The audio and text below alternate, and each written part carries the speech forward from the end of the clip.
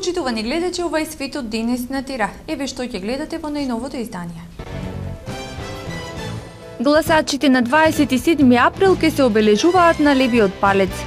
Во Битола промовирани мерки за поддршка на младите за вработување. Великденска манифестација на Унијата на жени на ВМРО ДПМН. Пронајдени тела на нови жртви од превртениот јужнокорејски брод.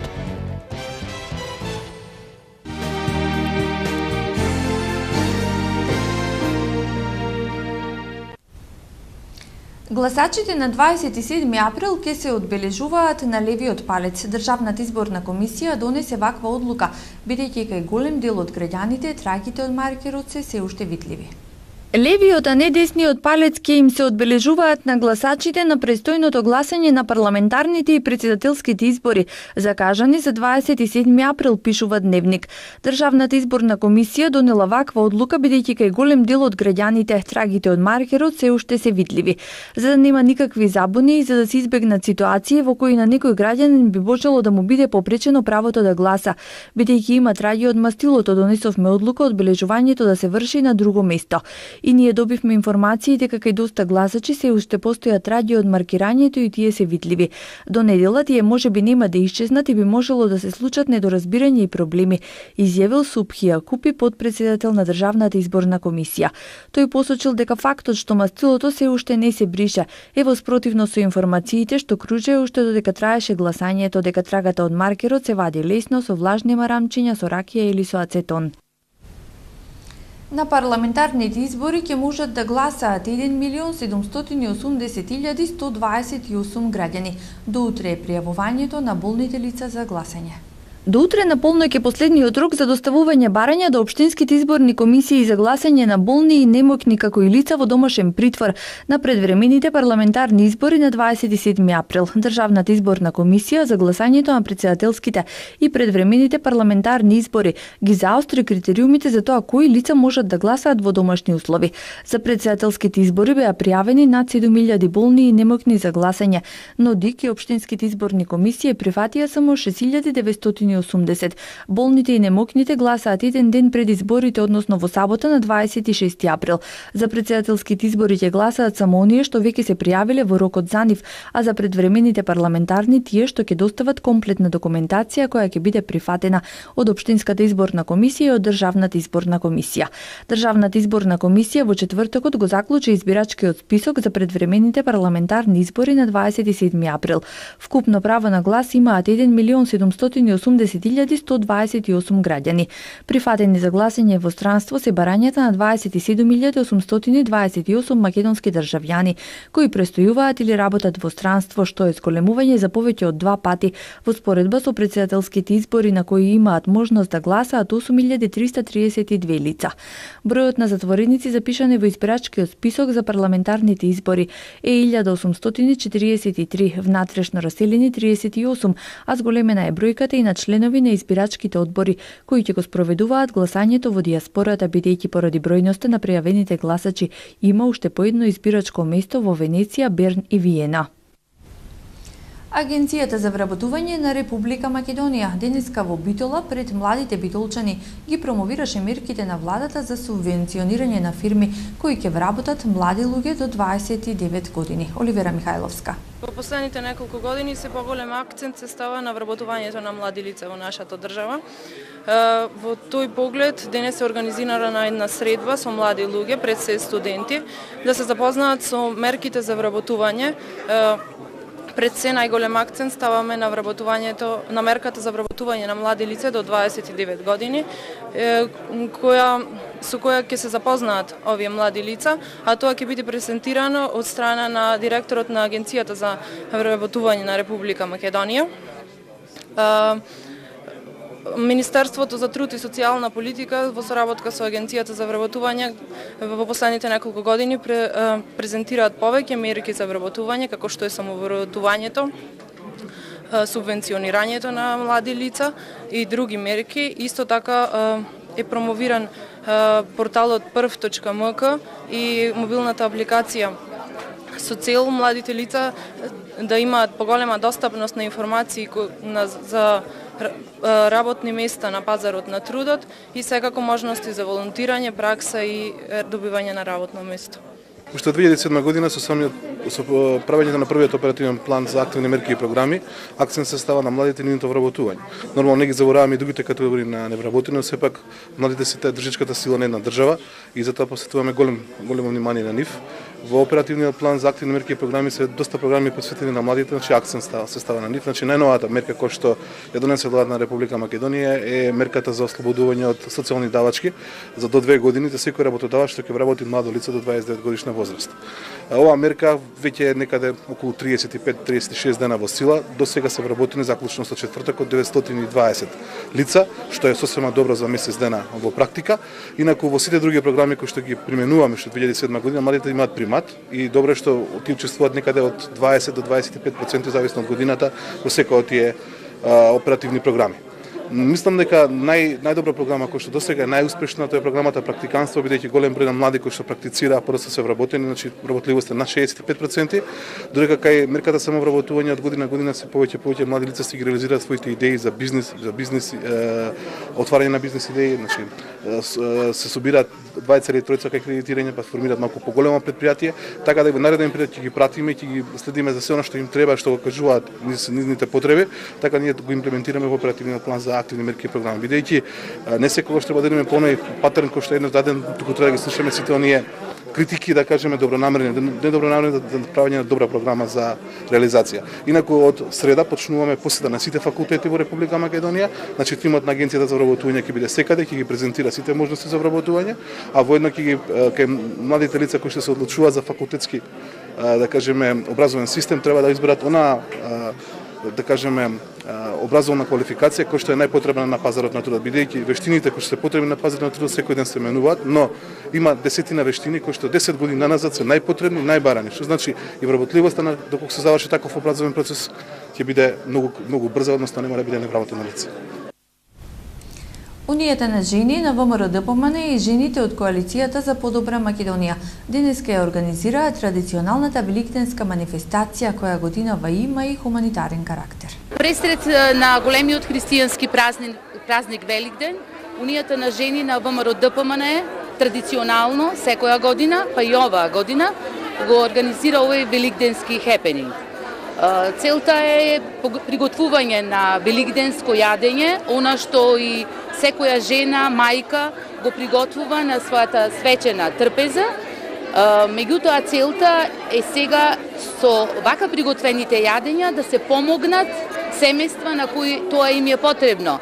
Значи, во овој дел го допираме и делот на хуманитарноста, односно она што ВМРО-ДПМН, посебно Унијата на жени, го практикува во текот на целата година. Јас ја користам приликата на сите жени и на сите граѓани да му го честитам Великден, великденските празници и им посакувам се најубаво.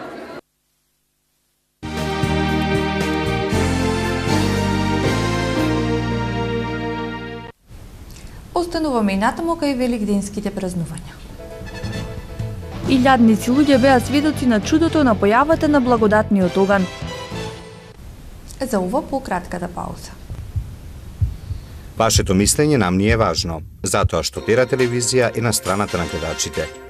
Искажете ги вашите ставови на нашиот веб-портал tera.mk. Прашањето за оваа недела гласи: каде да се прослави матурата? Во кафеана, во дискотека или ноќен клуб, на туристичко патување. Нема потреба од било какви прослави. За резултатите од анкетата читајте на tera.mk или гледајте во вестите на Тера телевизија.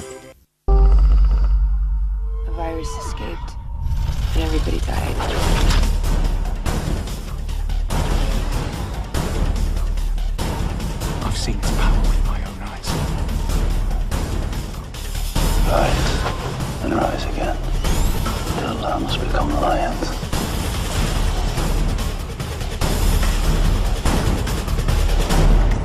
There are reasons each of us are born. We have to find those reasons. I will stop them. It's a dangerous idea.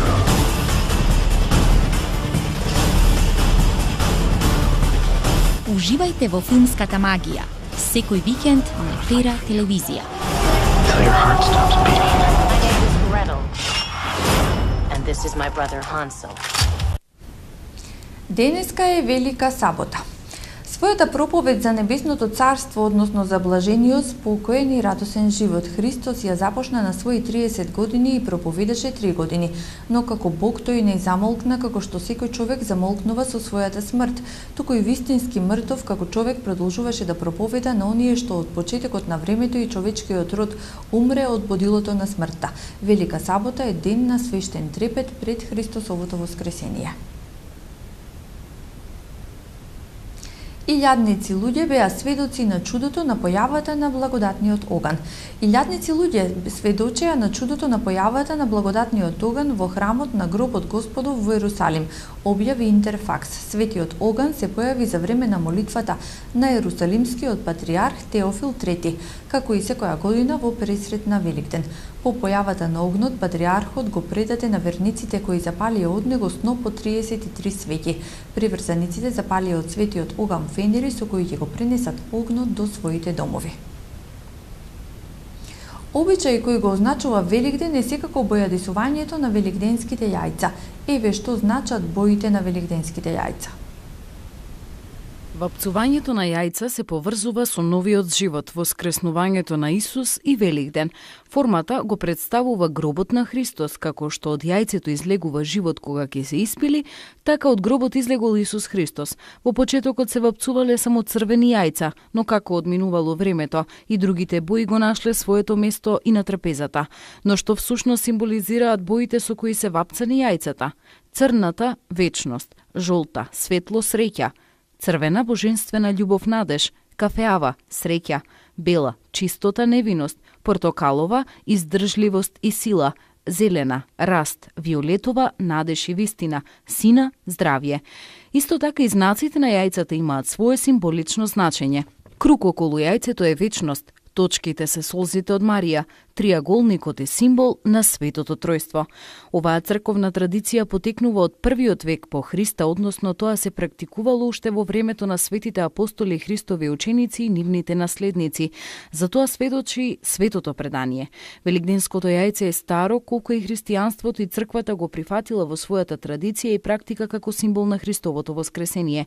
Првите христијани и современици на апостолите почнале да бојадисуваат јајца и да ги подируваат на Великден, поздравувајќи се со поздравот Христос воскресе, на тоа од поздравувале вистина воскресе. Според Светото предание се смета дека Марија Магдалена, една од жените мироносци, прва го започнала овој обичај за великденските црвени јајца.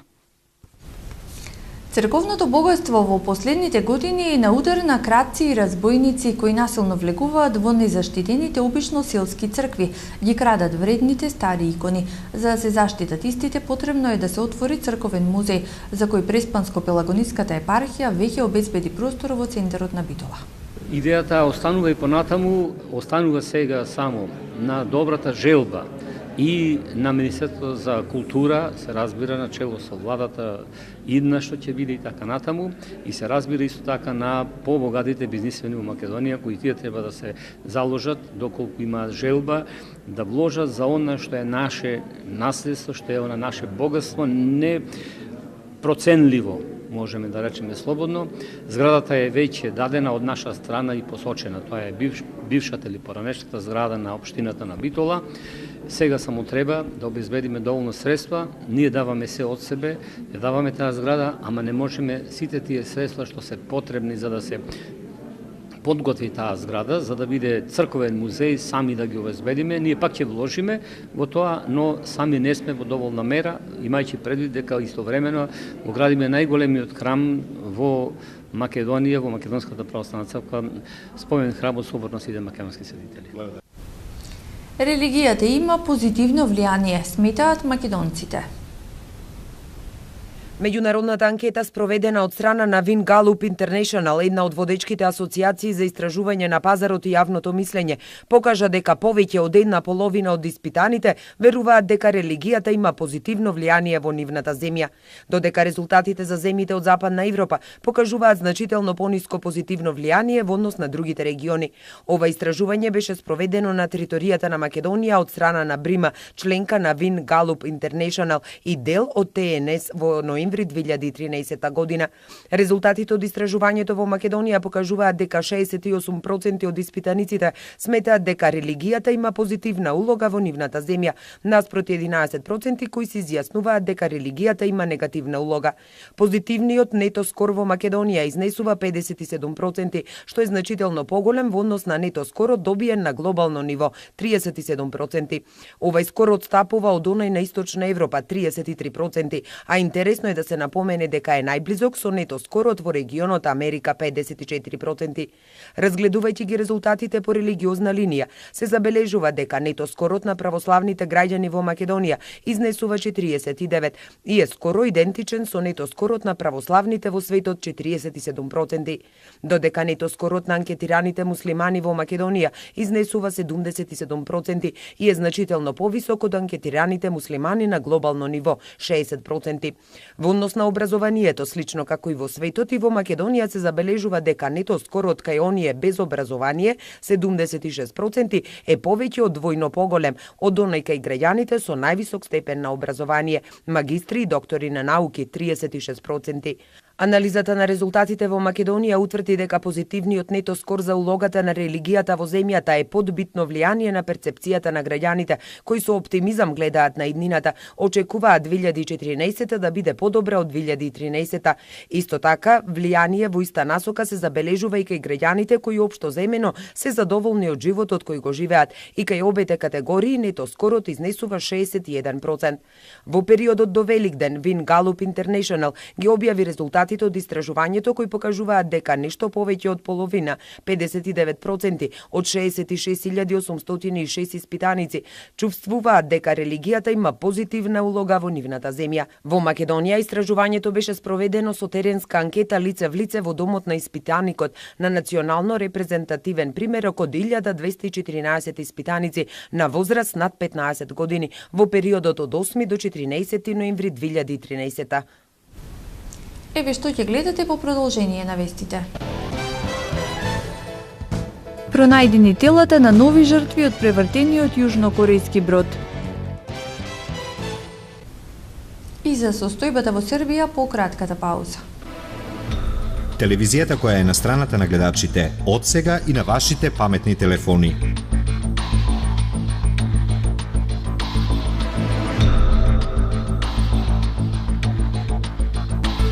Секојдневно преку 300 информации во Актуел, Свето денес, ритамот на градот, Спорт рапорт, забавниот сервис на Тера.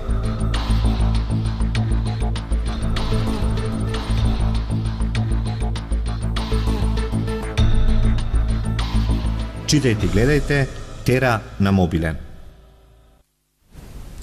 Поплави во Србија, прогласена е вонредна состојба. Во општина Лучани, Западна Србија, прогласена е вонредна состојба откако реката Бјелице излезе од коритото и нанесе големи штети врз многу домаќинства, јави Тањок. Вонредна состојба е прогласена и на територијата на општините Куршумлија и Пожега. Најсериозна ситуација во моментов има во Куршумлија, каде е упатена војската на Србија. Во Лучани загрозени од поплавите се 30 куќи и поплавени се 300 хектари обработливо земјиште, а водата навлезе во административната зграда и работните простории на фабриката. Министрите за одбрана и земјоделство во српската влада во оставка Небојша Рудик и Драган Гламочик ги посетија денеска поплавените области во Лучани и изјавија дека вакви нешта се повторуваат секоја година, поради што е неопходна реорганизација во јавните предпријатија, бидејќи невниманието е очигледно. 4 реки во Јужна Србија се излеја од своите корита во текот на минатата ноќ како последица на поројните дождови кои последните денови врнат во регионот. Најкритично во регионот удолж реката Топлица, која поплави куќи во селото Кастрат. Градоначалникот на Куршумлија изјави дека припадниците на секторот за вонредни состојби при српското МВР во текот на целата ноќ поставувале вреќи со песок на брегот на Топлица, но на крајот на дојдената река се прелеала преку насипите и го поплавила селото. Ситуацијата е многу тешка бидејќи нивото на водата во реките продолжува да расте. Постои опасност од поплавување на многу стамбени згради и во Куршумлија. Јавното предпријатие Патишта на Србија соопшти дека поради излевање на реката Јошаница целосно е во прекин сообраќајот на патните правци Бојановац, Јошаничка бања и Јошаничка бања Дрење во јужна Србија. Пронајдени се тела на уште 3 жртви од превртениот јужнокорејски брод. Јужнокорејските спасувачи пронајдоа тела на уште 3 жртви кои лебделе во водата меѓу делови од потонатиот брод, но не успеале да ги извлечат. Норкачите трагаат по уште 270 исчезнати, од кои најголем дел се средношколци. Со солзи и тага денеска беше погребан заменик директорот на училиштето, кој изврши самоубиство 2 дена по несреќата. Тој беше еден од 173 преживеани патници. Доцна синоќа беше уапсен 69 годишниот капетан на потонатиот брод Ли Јон Сеок, заедно со уште 20 членови на екипажот. Капетанот пред полицијата изразил жалење за несреќата и им се извинил на роднините и на страданите. Роднините на исчезнатите патници дадоа своји ДНК примероци кои ќе помогнат во идентификација на телата по кои нуркачите трагаат. Обвинителството соопшти дека ја испитува предпоставката дека до трагедијата дошло кога траектот нагло завртел, при што се навалил повеќе од дозволеното и се превртел. Се испитува и дали постапката за евакуација на патниците била спроведена навремено и согласно правилата, како и тврдењата на некои патници дека капетанот меѓу првите го напуштил бродот. Расте бројот на настрадани во лавината на Монт Еверест. Најмалку 13 мина настрадале во лавината на Монт Еверест, највисоката планина во светот. Станува збор за еден од најтрагичните инциденти на планината. Загинате се туристички водичи. Уште 3 лица се водат како исчезнати, а неколку мина се повредени.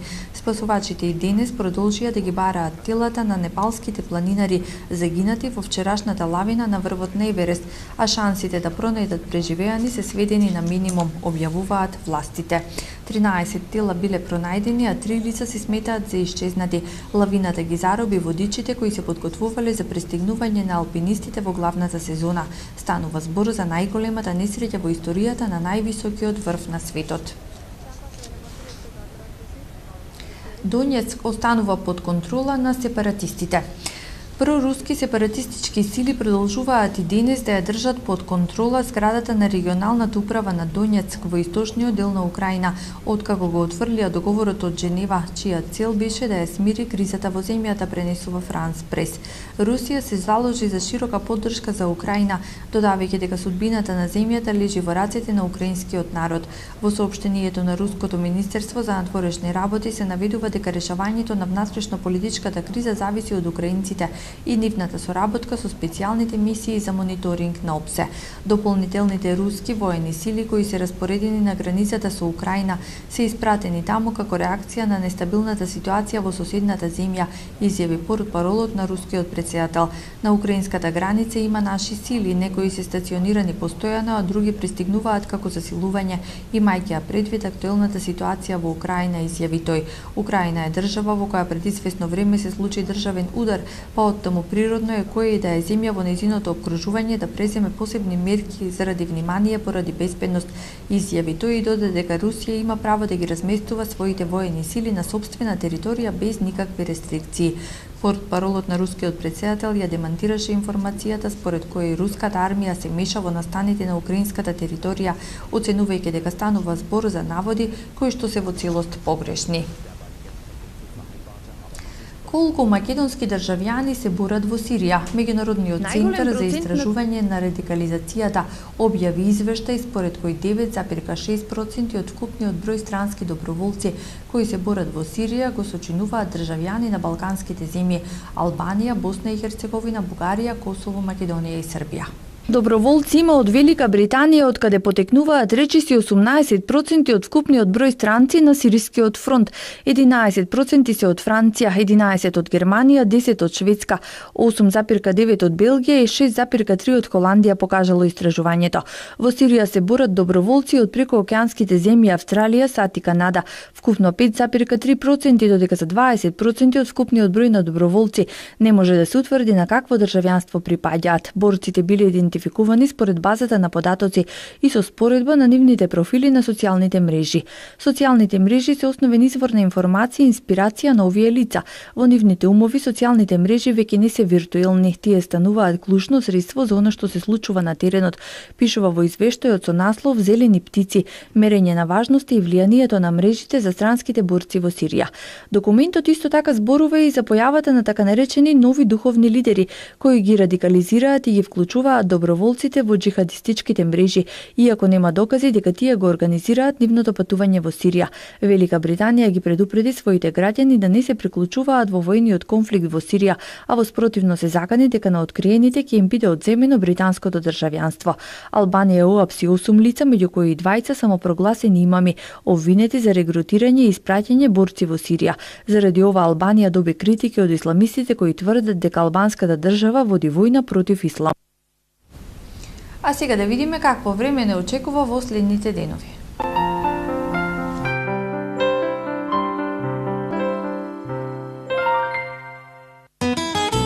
Какво ќе биде времето утре во Европа?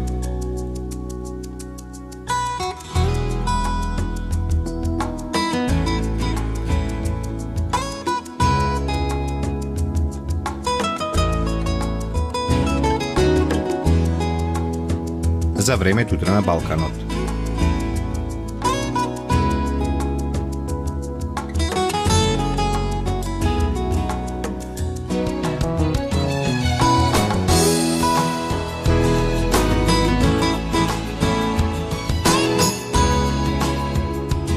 Какво ќе биде времето утре во Македонија?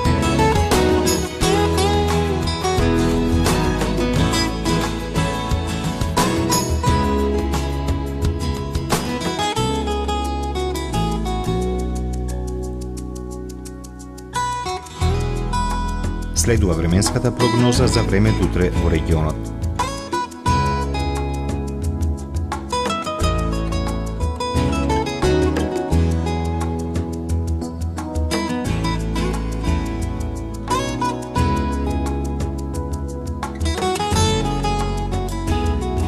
Какво ќе биде времето утре во Битола?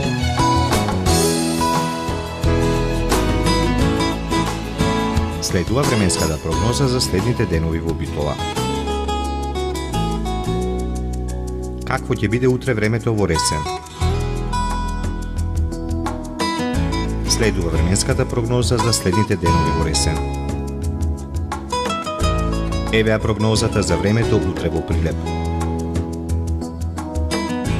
Какво ќе биде времето во наредните денови во Прилеп? Какво ќе биде времето утре во Кичево? Следува временската прогноза за следните денови во Кичево.